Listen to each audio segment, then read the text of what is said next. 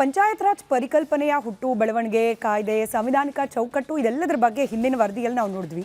ಇನ್ನು ಈ 3 ಹಂತದ ಪಂಚಾಯತ್ ಚುನಾವಣೆಗಳು ಹೇಗೆ ನಡೆಯುತ್ತೆ, ಎಲೆಕ್ಷನ್ ಹೆಂಗೆ ನಡೆಯುತ್ತೆ, ಯಾವ ಚುನಾವಣೆಗಳ ಪ್ರಕ್ರಿಯೆ ಯಾವ ರೀತಿ ಇರುತ್ತೆ, ಯಾವ ಚುನಾವಣೆಗಳು ರಾಷ್ಟ್ರೀಯ ಹಾಗೆ ಈ ಪ್ರಾದೇಶಿಕ ಪಕ್ಷಗಳು ಇವುಗಳ ಚಿಹ್ನೆಗಳ ಜೊತೆಯಲ್ಲಿ ನಡೆಯುತ್ತೆ, ಯಾವ ಚುನಾವಣೆ ಈ ಅಧಿಕೃತ ಪಕ್ಷಗಳ ಚಿಹ್ನೆಗಳಿಲ್ಲದೆ ನಡೆಯುತ್ತೆ, ಹೇಗೆ ನಡೆಯುತ್ತೆ, ಈ ಚುನಾವಣೆಗಳ ವಿಳಂಬಕ್ಕೆ ಕಾರಣವಾಗ್ತಾ ಇರೋ ಫ್ಯಾಕ್ಟರ್ಗಳಾದರೂ ಏನು, ಇದೆಲ್ಲವನ್ನ ನೋಡೋಣ ಎಳೆಯಾಗಿ.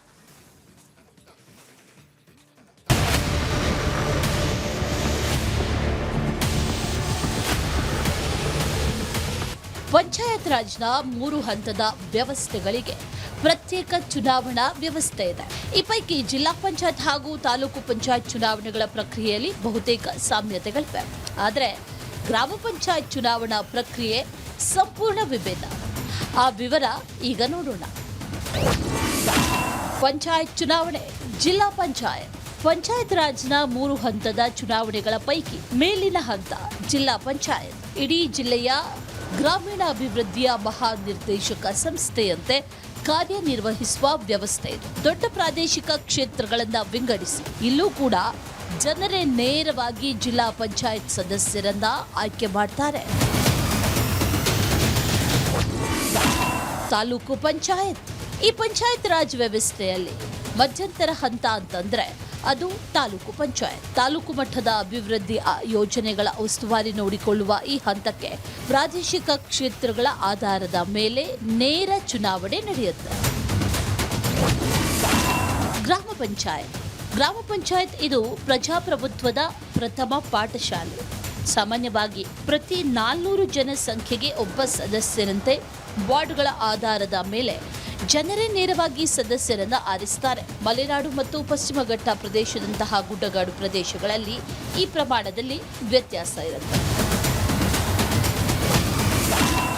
ಜಿಲ್ಲೆ ತಾಲೂಕು ಚುನಾವಣೆಯಲ್ಲಿ ಪಕ್ಷಗಳ ಬಣ್ಣ ಲೇಪನ. ಗ್ರಾಮದಲ್ಲಿ ಚಿಹ್ನೆ ಇಲ್ಲದೆ ಸೌಹಾರ್ದತೆಯ ಸ್ಪಂದನ.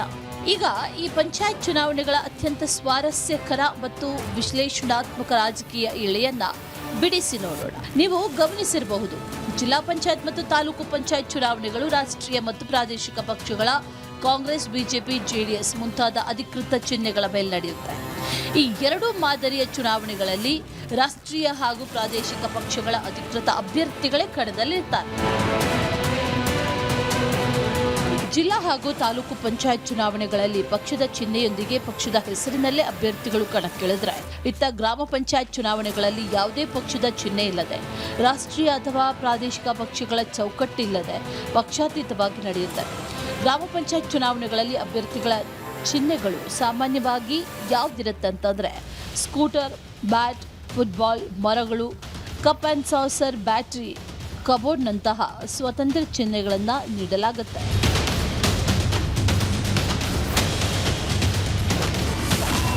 ಗ್ರಾಮ ಪಂಚಾಯತ್ ಚುನಾವಣೆ ಏಕೆ ವಿಭಿನ್ನ? ಈ ವಿಭಿನ್ನತೆಯ ಉದ್ದೇಶ ಆಗಿದೆಯೇ ಸಂಪನ್ನ. ಗ್ರಾಮ ಪಂಚಾಯತ್ ಚುನಾವಣೆಗಳಲ್ಲಿ ವಿಭಿನ್ನತೆ ತರುವ ಹಿಂದೆ ಕಾಯ್ದೆ ರೂಪಿಸಿದವರ ಉದಾತ್ತ ಚಿಂತನೆ ಇತ್ತು. ಅದೇನಂದ್ರೆ, ಹಳ್ಳಿಗಳಂದ್ರೆ ಸಣ್ಣ ಸಮುದಾಯಗಳು. ಅಲ್ಲಿ ಬಹುತೇಕರು ಸಂಬಂಧಿಕರು, ಇನ್ನು ಪ್ರತಿಯೊಬ್ಬರು ಪರಸ್ಪರ ಪರಿಚಿತರು. ಗ್ರಾಮ ಪಂಚಾಯತ್ ಮಟ್ಟದಲ್ಲೂ ರಾಜಕೀಯ ಪಕ್ಷಗಳ ಅಧಿಕೃತ ಚಿಹ್ನೆಗಳನ್ನ ತಂದ್ರೆ ಪಕ್ಷ ರಾಜಕಾರಣದಿಂದ ಕಡು ವೈರತ್ವ, ಹಳ್ಳಿಯ ಮನೆಗಳಲ್ಲಿ ಒಡಕು ಮೂಡಿಸುವಂತ ಸಾಧ್ಯತೆ ಇರುತ್ತೆ. ಪಕ್ಷದ ಬಣ್ಣದ ಆಧಾರದ ಮೇಲೆ ದ್ವೇಷ ರಾಜಕಾರಣ ಶುರುವಾಗಿ ಹಳ್ಳಿಯ ಸೌಹಾರ್ದತೆ, ಹಬ್ಬ ಹರಿದಿನಗಳ ಒಗ್ಗಟ್ಟು ಎಲ್ಲವೂ ಕೂಡ ನಾಶವಾಗಬಹುದು ಅಂತ ದೂರದೃಷ್ಟಿ ಇದರ ಹಿಂದೆ ಇತ್ತು. ಗ್ರಾಮ ಮಟ್ಟದಲ್ಲಿ ಅಭಿವೃದ್ಧಿ ಮುಖ್ಯವೇ ಹೊರತು ರಾಜಕೀಯ ಸಿದ್ಧಾಂತ ಅಲ್ಲ. ವ್ಯಕ್ತಿಯ ಯೋಗ್ಯತೆ, ಪ್ರಾಮಾಣಿಕತೆ ನೋಡಿ ಜನ ವೋಟ್ ಮಾಡಲಿ ಅನ್ನೋದು ಇದರ ಮೂಲ ಆಶಯ. ಆದರೆ ಗ್ರಾಮ ಪಂಚಾಯತ್ಗೆ ಹೋಲಿಸಿದ್ರೆ ಜಿಲ್ಲಾ ಮತ್ತು ತಾಲೂಕು ಪಂಚಾಯತ್ಗಳು ದೊಡ್ಡ ಭೌಗೋಳಿಕ ವ್ಯಾಪ್ತಿ ಹಾಗೂ ಕೋಟ್ಯಾಂತರ ರೂಪಾಯಿ ಅನುದಾನ ನಿರ್ವಹಿಸೋದ್ರಿಂದ ಅಲ್ಲಿ ಸಾಂಸ್ಕೃತಿಕ ರಾಜಕೀಯ ಶಕ್ತಿ ಮತ್ತು ಉತ್ತರದಾಯಿತ್ವ ಇರಲಿ ಅಂತ ಪಕ್ಷದ ಚಿಹ್ನೆಗಳನ್ನು ಬಳಸೋದಕ್ಕೆ ಅನುಮತಿ ನೀಡಲಾಗಿದೆ. ಈ 3 ಸಂಸ್ಥೆಗಳ ಅವಧಿ 5 ವರ್ಷಗಳು. ಚುನಾವಣೆ ಮುಗಿದ ಬಳಿಕ ಆಯ್ಕೆಯಾದ ಸದಸ್ಯರ ಒಳಗಡೆಯೇ ಪರೋಕ್ಷ ಚುನಾವಣೆಯ ಮೂಲಕ ಅಧ್ಯಕ್ಷರು ಮತ್ತು ಉಪಾಧ್ಯಕ್ಷರನ್ನ ಆಯ್ಕೆ ಮಾಡಲಾಗುತ್ತೆ. ಮೀಸಲಾತಿ ನಿಯಮಗಳ ಅನ್ವಯ ಪರಿಶಿಷ್ಟ ಜಾತಿ, ಪರಿಶಿಷ್ಟ ಪಂಗಡ, ಹಿಂದುಳಿದ ವರ್ಗ ಹಾಗೂ ಕಡ್ಡಾಯವಾಗಿ 50% ಮಹಿಳೆಯರಿಗೆ ರಾಜಕೀಯ ಪ್ರಾತಿನಿಧ್ಯವನ್ನು ಈ ಚುನಾವಣೆಗಳ ಮೂಲಕ ಖಾತರಿಪಡಿಸಲಾಗಿದೆ. ಆದರೆ ಗ್ರಾಮ ಪಂಚಾಯತ್ ಚುನಾವಣೆಯಲ್ಲಿ ಪಕ್ಷಗಳ ಚಿಹ್ನೆ ಹಾಗೂ ಅಧಿಕೃತ ಭಾಗಿದಾರಿಕೆ ಇಲ್ಲದೇ ಇದ್ದರೂ ಪ್ರಮುಖ ರಾಜಕೀಯ ಪಕ್ಷಗಳು ಪರೋಕ್ಷವಾಗಿ ನೆರಳಿನಂತೆ ಕೆಲಸ ಮಾಡ್ತಿವೆ. ಆ ವಿವರ ಈಗ ನೋಡೋಣ.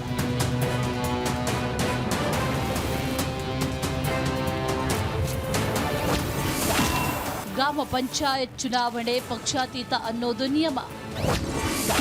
ಹಳ್ಳಿ ರಾಜಕೀಯದಲ್ಲಿದೆ ರಾಜಕೀಯ ಪಕ್ಷಗಳ ಪ್ರಭಾವ, ಪರಿಣಾಮ.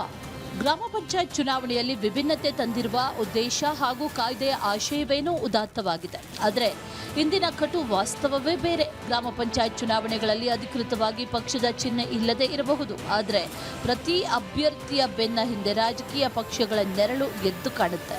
ಇವರು ನಮ್ಮ ಪಕ್ಷ ಬೆಂಬಲಿತ ಅಭ್ಯರ್ಥಿ ಅಂತ ಶಾಸಕರು, ಮಾಜಿ ಶಾಸಕರು ಹಳ್ಳಿಗಳಲ್ಲಿ ಬಣ ಹೂಡುತ್ತಾರೆ. ಚುನಾವಣೆ ಮುಗಿದ ತಕ್ಷಣ ವಿಜೇತ ಅಭ್ಯರ್ಥಿಗಳಿಗೆ ಶಾಲು ಹೊದಿಸಿ ನಮ್ಮ ಪಕ್ಷದವರೇ ಹೆಚ್ಚು ಗೆದ್ದಿದ್ದಾರೆ ಅಂತ ಪತ್ರಿಕಾಗೋಷ್ಠಿ ನಡೆಸುವ ರಾಜಕಾರಣವನ್ನ ನಾವು ನಿರಂತರವಾಗಿ ನೋಡ್ತಿದ್ದೇವೆ.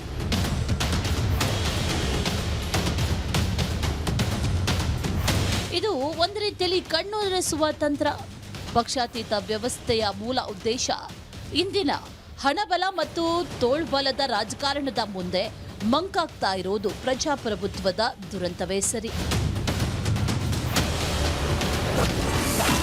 ಅಧಿಕಾರ ವಿಕೇಂದ್ರೀಕರಣಕ್ಕೆ ಕೃತಕ ವಿಘ್ನ. ಕಾಯ್ದೆಯ ಮೂಲ ಉದ್ದೇಶ, ಆಶಯ ಭಗ್ನ.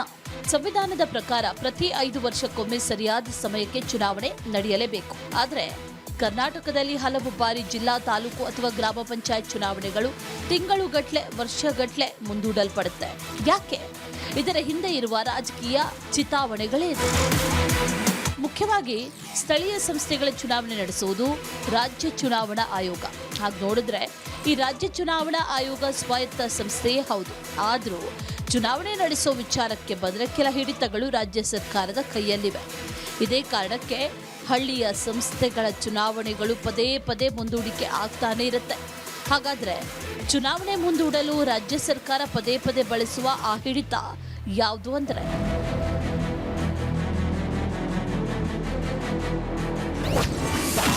ವಾರ್ಡ್ ಮರು ವಿಂಗಡಣೆಯ ಅಧಿಕಾರ. ವಾರ್ಡ್ ಮರು ವಿಂಗಡಣೆ ಅಧಿಕಾರ ರಾಜ್ಯ ಸರ್ಕಾರದ ಕೈಯಲ್ಲಿದೆ. ಹೇಗೆಂದ್ರೆ ರಾಜ್ಯ ಸರ್ಕಾರ ನೇಮಿಸುವ ಆಯೋಗ ವಾರ್ಡ್ಗಳ ಪುನರ್ ವಿಂಗಡಣೆ ಮಾಡಬೇಕು ಅಂತ ನ್ಯಾಯಾಲಯ ಆದೇಶ ಕೊಟ್ಟಿದೆ.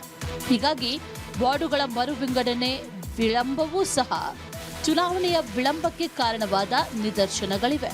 ಸ್ಥಳೀಯ ಸಂಸ್ಥೆಗಳ ಚುನಾವಣೆಯನ್ನು ನಡೆಸೋದು ರಾಜ್ಯ ಚುನಾವಣಾ ಆಯೋಗ. ರಾಜ್ಯ ಚುನಾವಣಾ ಆಯೋಗಕ್ಕೆ ಅದರದ್ದೇ ಆದ ಇತಿಮಿತಿ ಇರುತ್ತೆ. ಒಂದು ಫಂಡ್ ವಿಚಾರದಲ್ಲಿ ಸರ್ಕಾರದ ಮೇಲೆ ಅವರು ಡಿಪೆಂಡ್ ಆಗಬೇಕಾಗಿ ಬರುತ್ತೆ. ಚುನಾವಣೆ ನಡೆಸೋದಕ್ಕೆ ಚುನಾವಣೆಯ ಸಿಬ್ಬಂದಿ ಸರ್ಕಾರ ಅವರಿಗೆ ಕೊಡಬೇಕಾಗಿ ಬರುತ್ತೆ. ಮತಪಟ್ಟಿ ವಿಚಾರದಲ್ಲೂ ಕೂಡ ಬೇಕಾದಷ್ಟು ಸಹಾಯವನ್ನು ರಾಜ್ಯ ಸರ್ಕಾರ ರಾಜ್ಯ ಚುನಾವಣಾ ಆಯೋಗಕ್ಕೆ ಮಾಡಬೇಕಾಗಿ ಬರುತ್ತೆ. ಕರ್ನಾಟಕದಲ್ಲಿ ರಿಸರ್ವೇಷನ್ನು ಮತ್ತು ಡಿಲಿಮಿಟೇಷನ್ ಕೂಡ ಸರ್ಕಾರ ಮಾಡುತ್ತೆ. ಮೊದಲು ಈ ಪವರು ಡಿಲಿಮಿಟೇಷನ್ನು ಮತ್ತು ರಿಸರ್ವೇಷನ್ ಮೀಸಲಾತಿಯ ಪವರು ರಾಜ್ಯ ಚುನಾವಣಾ ಆಯೋಗದ ಕೈಯಲ್ಲಿತ್ತು. ಅದಾದ ನಂತರ ಭಾರತೀಯ ಜನತಾ ಪಕ್ಷ ಅಧಿಕಾರದಲ್ಲಿದ್ದಾಗ ಅದು ರೊಟೇಷನ್ನು ಮತ್ತಿತರ ಏನೋ ಸ್ವಲ್ಪ ಸಮಸ್ಯೆ ಆಗಿ ಅವರು ಅದನ್ನು ತಗೊಂಡ್ರು. ಹೀಗಾಗಿ ಡಿಲಿಮಿಟೇಷನ್ನು ಮತ್ತು ರಿಸರ್ವೇಷನ್ನು ಅದನ್ನು ಕೂಡ ಸರ್ಕಾರ ಮಾಡಿ ಚುನಾವಣಾ ಆಯೋಗಕ್ಕೆ ಕೊಡಬೇಕಾಗಿ ಬರುತ್ತೆ. ಆದ್ದರಿಂದ ಈ ಡಿಪೆಂಡೆನ್ಸಿ ಇರೋದ್ರಿಂದ ಟೈಮಿಗೆ ಆಮೇಲೆ ಸ್ಥಳೀಯ ಸಂಸ್ಥೆಗಳು ತಾನೇ ಇನ್ನೊಂದು ಸ್ಥಳೀಯ ಸಂಸ್ಥೆಗಳ ಬಗ್ಗೆ ನಮ್ಮ MLAಗಳಿಗೆ ಎಂಪಿಗಳಿಗೆ ತಾತ್ಸಾರ. ವಾರ್ಡ್ಗಳ ಮರು ವಿಂಗಡಣೆಯ ನಂತರ ಆ ವಾರ್ಡ್ಗಳಿಗೆ ಮೀಸಲಾತಿ ನಿಗದಿ ಮಾಡುವ ಅಧಿಕಾರವೂ ಕೂಡ ರಾಜ್ಯ ಸರ್ಕಾರದ ಕೈಯಲ್ಲೇ ಇದೆ. ಮೀಸಲಾತಿ ನಿಗದಿ ಅಧಿಕಾರ ರಾಜ್ಯ ಸರ್ಕಾರದ ಕೈಯಲ್ಲಿ. ಸ್ಥಳೀಯ ಸಂಸ್ಥೆಗಳ ವಾರ್ಡ್ ಪಂಚಾಯಿತಿಗಳ ಮೀಸಲಾತಿಯನ್ನು ನಿಗದಿ ಮಾಡಿ ಅಂತಿಮಗೊಳಿಸುವ ಅಧಿಕಾರ ರಾಜ್ಯ ಸರ್ಕಾರದ ಕೈಯಲ್ಲಿದೆ. ರಾಜ್ಯ ಚುನಾವಣಾ ಆಯೋಗ ಸ್ವಾಯತ್ತವಾಗಿದ್ರೂ ಸಹ ರಾಜ್ಯ ಸರ್ಕಾರ ಮೀಸಲಾತಿ ನೀಡದೇ ಇದ್ದರೆ ಚುನಾವಣೆ ನಡೆಸೋದಕ್ಕೆ ಸಾಧ್ಯ ಇಲ್ಲ.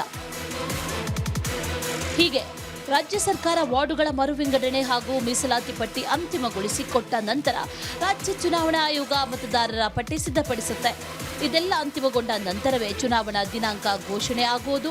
ಆ ನಂತರದಲ್ಲಿ ಮುಖ್ಯವಾಗಿ ರಾಜ್ಯ ಚುನಾವಣಾ ಆಯೋಗವು ಚುನಾವಣೆ ನಡೆಸಬೇಕಿದ್ರೆ ರಾಜ್ಯ ಸರ್ಕಾರದ ಆಡಳಿತ ಯಂತ್ರದ ಸಹಕಾರ ಪಡೆಯಲೇಬೇಕು. ಈಗ SIR ನೆಪ ಒಡ್ಡಿರುವ ರಾಜ್ಯ ಸರ್ಕಾರ ಅದೇ ಆಡಳಿತ ಯಂತ್ರ ರಕ್ತದೊತ್ತಡದಲ್ಲಿದೆ ಅನ್ನುವಂಥ ನೆಪ ಹೇಳ್ತಿದೆ. ಇಷ್ಟೇ ಅಲ್ಲ, ಶಾಸಕರಿಗೂ ಈ ಬಾರಿ ಸ್ಥಳೀಯ ಸಂಸ್ಥೆಗಳ ಚುನಾವಣೆ ಬೇಕಾಗಿಲ್ಲ. ಯಾಕಂದ್ರೆ ತಮ್ಮ ಕೈಯಲ್ಲಿರುವ ಅಧಿಕಾರ ಹರಿದು ಹಂಚಿ ಹೋಗುತ್ತೆ ಅನ್ನೋ ಕಾರಣಕ್ಕೆ. ಗ್ರಾಮ ಪಂಚಾಯತಿ ಇತ್ತು ಅಂದರೆ ಫಲಾನುಭವಿಗಳನ್ನ ಗ್ರಾಮ ಪಂಚಾಯತಿ ಮಾಡುತ್ತೆ.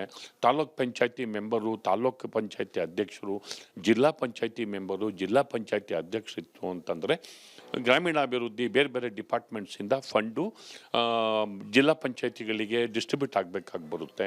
ಹೀಗಾಗಿ MLAಗಳು ಅಥವಾ MP ಗಳ ಅಧಿಕಾರ ಮೊಟಕಾಗುತ್ತೆ. ಫಂಡಿಂಗ್ ವಿಚಾರ ಇರ್ಬೋದು, ಮತ್ತೊಂದು ವಿಚಾರ ಇರ್ಬೋದು. ಆದರೆ ಈ ಸಂಸ್ಥೆಗಳೇ ಇಲ್ಲದೆ ಹೋದರೆ ಅಥವಾ ಸಂಸ್ಥೆಗಳಲ್ಲಿ ಜನಪ್ರತಿನಿಧಿಗಳು ಇಲ್ಲದೆ ಹೋದರೆ ಎಲ್ಲ ಅಧಿಕಾರ MLAಗಳಿದೆ, ಎಲ್ಲ ಅಧಿಕಾರ MP ಗಳಿದೆ. ಹೀಗಾಗಿ ಚುನಾವಣೆ ಯಾವಾಗಲಾದರೂ ನಡೆಯಲಿ ಬಿಡಿ ಎನ್ನುವಂತಹ ತಾತ್ಸಾರ ಎದ್ದು ಕಾಣುತ್ತೆ. ಸಾಮಾನ್ಯವಾಗಿ ಅಧಿಕಾರದಲ್ಲಿರುವ ರಾಜಕೀಯ ಪಕ್ಷಗಳು ಕ್ಷೇತ್ರಗಳ ಗಡಿ ಬದಲಾವಣೆ ಅಥವಾ ಮೀಸಲಾತಿ ನಿಗದಿಪಡಿಸುವಲ್ಲಿ ತಾಂತ್ರಿಕ ದೋಷಗಳನ್ನು ಮುಂದಿಟ್ಟುಕೊಂಡು ಕೋರ್ಟ್ ಮೆಟ್ಟಿಲೇರುವಂತೆ ಮಾಡುತ್ತೆ. ಕಾನೂನಿನ ಕದ ತಟ್ಟುವ ಮೂಲಕ ಚುನಾವಣೆಯನ್ನ ಮುಂದೂಡುವುದು ರಾಜಕೀಯ ಪಕ್ಷಗಳಿಗೆ ಒಂದು ಅಸ್ತ್ರವಾಗಿದೆ. ಸ್ಥಳೀಯ ಸಂಸ್ಥೆಗಳ ಚುನಾವಣೆಗಳನ್ನು ಮುಂದೂಡೋದು ಅಂದರೆ ಅದು ಸಂವಿಧಾನಕ್ಕೆ ಮಾಡೋ ದ್ರೋಹ. ಸುಪ್ರೀಂ ಕೋರ್ಟ್ ಕೂಡ ಹಲವು ಬಾರಿ ಯಾವುದೇ ನೆಪ ಒಡ್ಡಿ ಸ್ಥಳೀಯ ಸಂಸ್ಥೆಗಳ ಚುನಾವಣೆಯನ್ನ ನಿಗದಿ ಸಮಯಕ್ಕೆ ಮೀರಿ ನಡೆಸುವಂತಿಲ್ಲ, ಮುಂದೂಡುವಂತಿಲ್ಲ ಅಂತ ಕಟ್ಟುವಾದ ಎಚ್ಚರಿಕೆಯನ್ನು ನೀಡಿದೆ. ಈ ಬಾರಿ ಆದರೂ ಚುನಾವಣೆ ನಡೆಯುತ್ತಾ ಅನ್ನೋ ಪ್ರಶ್ನೆಗೆ ಕಾಲವೇ ಉತ್ತರ ನೀಡಬೇಕಿದೆ.